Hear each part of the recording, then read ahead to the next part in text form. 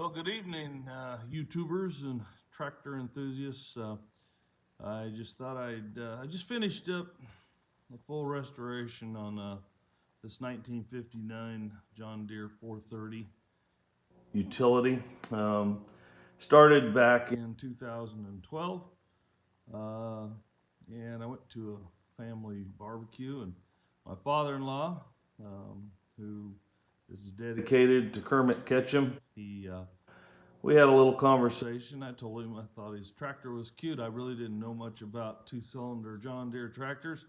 Just thought it was a neat little tractor, and Kerm's just man of all men. He's a generous guy, and he just called a few days later and said, if you want that tractor, why don't you just come get it? And so started out strong, as so many projects do. The engine was seized. The tractor hadn't ran in quite a while. Kerm ran it for many years.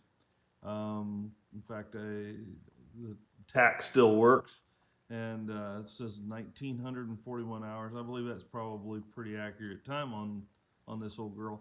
As I said, the block was seized up. The valve train was not healthy. So I had a little machine work done outside, but for the most part, I rebuilt the engine myself. And then life happens, and so it took about a 6-year hiatus. I got to a point where I was tired of walking around it. I was in my airplane, in my hangar with my airplane, and it was constantly in the way. So I actually got sort of fed up and put it up for sale, even though I hate letting a project go unfinished.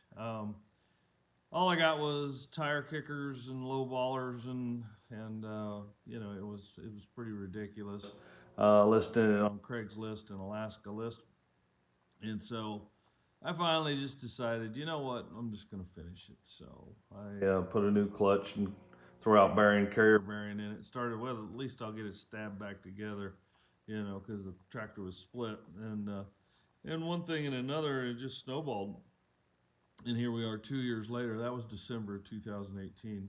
And here we are 2 years later, and numerous hours, lots of parts, but it's pretty much wrapping up. I don't have, you can see it behind me, I don't have the tins on it right now. They're all done. Fenders are back on it as of yesterday. She's ready to fire up. Anyway, kind of excited about that. After that, I'm gonna put the tins on it, and I don't know, we might have a hayrack ride for Christmas around here. Anyway, again, many thanks to Kermit Ketchum, Kerm as we call him. I hope he gets a chance to see it. I hope he gets, anyway, there's also a separate video that is sort of a walk around with it, and it's restored condition. And then there's also a video, or there'll be a slideshow, if I can figure it out how to get it on YouTube, that just basically walks you through the restoration itself, from rusty, dirty, grimy, gritty metal to where we're at today. It's certainly not like building Boulder Dam, but it's been a long ride, and we finally got there. I'm real happy with it. Anyway, thanks for watching, and I hope you enjoy it. If you're into these old John Deere tractors, or into restoration, or think you might like to try to restore one, maybe this will give you some insight. It's not a walk in the park, but parts are available for all these tractors. I got a lot of seals and bearings from a local bearing house, but Alaska Bearing. They were very helpful. Steiner tractors, very helpful. Yesterday tractors, a little helpful. I mean, I bought some stuff early on.